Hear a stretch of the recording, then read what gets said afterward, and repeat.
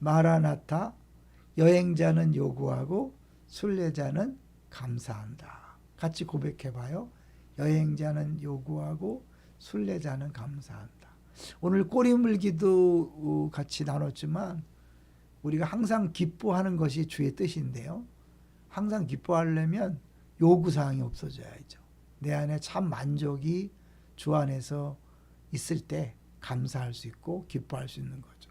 오늘은요, 요나서를 제대로 이해하면 진영 논리에서 자유케 된다. 대표적으로 진영 논리지만 우리들이 다른 사람을 용서, 용납, 품지 못하고 저 사람 왜 저러지? 라는 것들이 우리를 괴롭히잖아요. 분명히 사랑해야 되는데, 용서해야 되는데, 다 품어줘야 되는데 안 되는 서 괴롭잖아요. 근데 그것을 해결할 수 있는 게 요나서인데, 이번 특별 새벽기도 때 요나서를 갖고 할 것인데 잠깐 맛배기로 같이 한번 나눠보려고 그래요. 이 방탕한 선지자다라는 팀켈러 목사님이 쓴 책을 가지고 할 거예요. 이 팀켈러 목사님은 자기 목회하면서 3번 요나서를 강의했다고 그래요. 각각 다른 그런 회중을 대상으로. 근데 하면서 너무 큰 은혜가 됐다. 그러니까 저도 예전에 우리가 이제 3년 커리로 성경을 쭉 읽고 설교하는 중에 요나서를 한 번 설교했잖아요. 근데 그때 이 책을 참고하면서 이건 너무 좋아서 다 함께 나눠야 되겠다 마음 먹고 이번에 하게 됐거든요. 근데 왜 방탕한 선지자일까요? 왜 이런 표현을 썼을까요? 이 요나서가요, 재미난 게 요나서 1, 2장 있죠. 1, 2장은 꼭 누가복음 15장에 나오는 탕자, 둘째 아들의 모습과 같고, 요나서 3장과 4장, 이전은 아들 있죠, 아들. 그 모험생처럼 보이지만 아버지에게 불평하는 둘째 아들, 첫째 아들과 같다는 거죠. 그래서 이들이 둘 다 방탕한 그런 상태인데, 그거 똑같기 때문에 요나를 방탕한 선지자다. 놀라운 것은 누가복음 15장의 그 탕자의 비유도 마지막에 결론이 없죠. 그 아버지가 질문 형식으로 말하는 것으로 끝나잖아요. 요나서도 마지막에 하나님이 요나에게 질문하는 것으로 끝나요. 그런데 요나는 과연 변화됐을까 안 변화됐을까? 변화됐다는 거죠. 어떻게 변화됐다고 장담하냐면 그 요나서에 보면 요나의 부끄러운 모습이 다 나오잖아요. 근데 그 부끄러운 모습을 누가 말했을까요? 자기 자신 외에는 그걸 아는 사람도 없고 말할 사람도 없잖아요. 막 박능굴 때문에 막 불평하고 막 씩씩대고 이런 거. 그것은 그가 변화된 다음에 변화된 자화상을 가지고 이제 자신을 돌아보니까 자기의 부족하고 연약한 모습을 있는 그대로 고백할 수 있는 거죠. 우리가 변화된 사람은요, 자신의 부족을 얼마든지 인정하고 드러낼 수 있어요. 5%의 부족을 마음대로 이야기할 수 있는 거죠. 사실 요나하면 우리가 이제 물고기를 생각하는데요. 뭐였을까? 어떤 물고기가 사람을 이렇게 삼켜서 3일 동안 할 수 있을까요? 근데 이렇게 그거 3일 동안 뱃속에서 살아있으려면 고래 외에는 불가능하대요. 그런데 중요한 건 이스라엘 서해, 지중해에는 고래가 없다는 거죠. 그러면 어떻게 고래가 왔을까요? 네, 그래서 이제 책에는 어떤 사람, 팀켈러 목사님이 아니라 딴 사람은 길 잃어버린 고래가 왔을 것이다. 그런데 길 잃어버린 건 아니고 하나님이 의도적으로 한 마리를 선택해서 부른 거죠. 너 와라. 그래갖고 이제 그가 딱 대기하고 있다가 요나가 바다에 던져졌을 때 삼킨 거죠. 이 굉장히 중요한 게 요나는 계속 자격 얘기를 하거든요. 니네 사람들은 용서받을 자격이 없다. 너무 포악하고 죄인이기 때문에 하나님이 이제 그를 깨닫게 하시려고 밑바닥으로 보내는 거죠. 배 밑바닥으로 가고 더 나아가서 물고기 뱃속에 들어가서 정말 은혜 아니면 구원의 길이 없다는 것을 깨달을 때 그는 이제 변화되는 거죠. 이제 물론 물고기 뱃속에서 회개했는데 또 나와서 또 툴툴거리고 막 성질을 하잖아요. 그걸 끝까지 참으시고 이제 마지막에 야, 이 니네 성에 얼마나 많은 내 백성이 있는지 아느냐.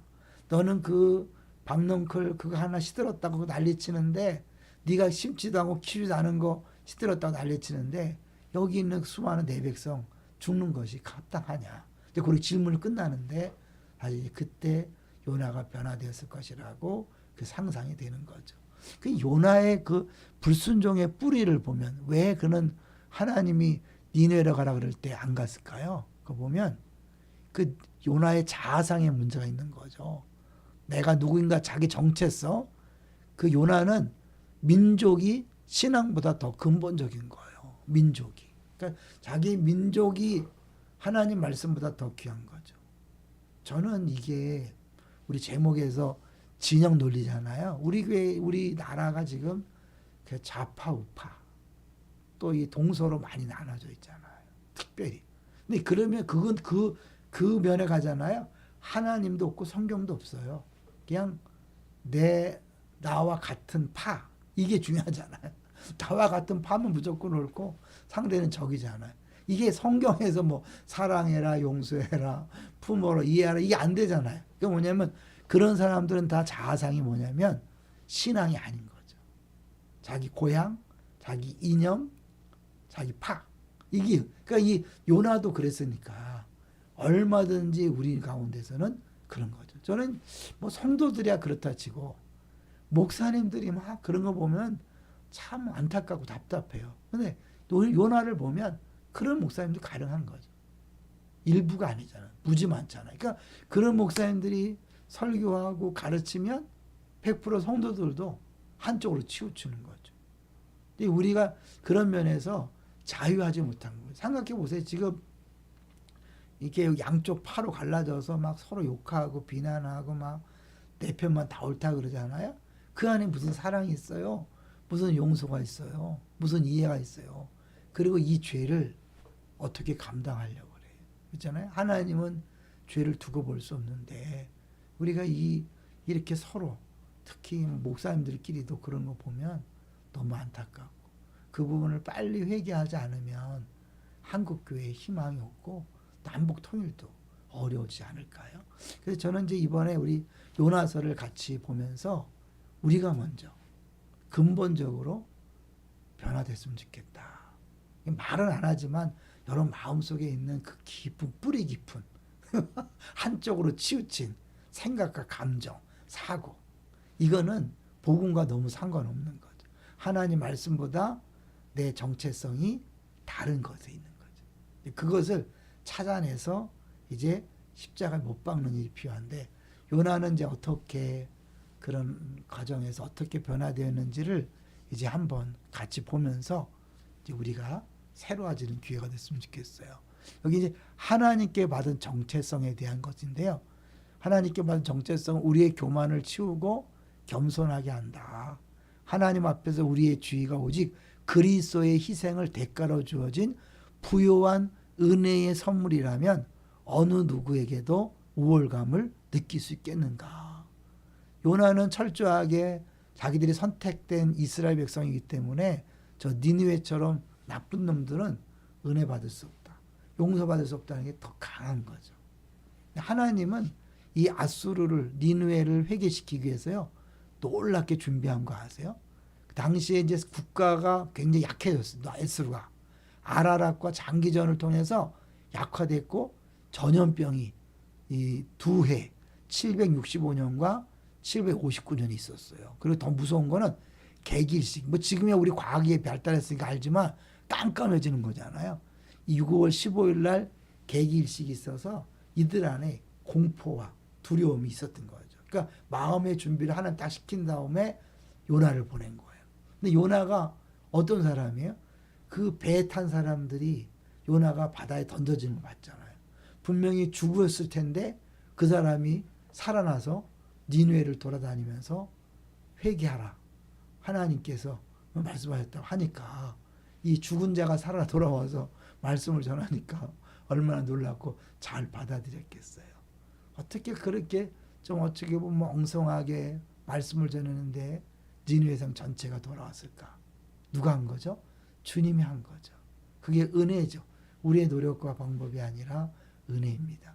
이 은혜라는 것을 철저하게 깨달으면 자랑하지 않고 교만할 수 없고 우월감, 열등감 비교하지 않고 다른 사람 무시하지 않고 너나 나나 다 은혜가 필요한 사람이다 했을 때 우리 안에 저 사람은 왜 저러지 하고 성질 나고 용납이 안 돼서 내 안에서 불불 끓는 이런 것으로부터 자유케 되는 거죠. 품을 수 있는 거죠. 하나님 용서하게 해달라, 사랑해달라 그런 기도할 필요 없을 정도로 내가 변화될 것. 그것이 이번 특세가 꿈꾸는 은혜의 모습입니다. 우리 모두 그런 은혜 받았으면 좋겠고요. 서로를 위해서 기도해 주십시오. 할렐루야.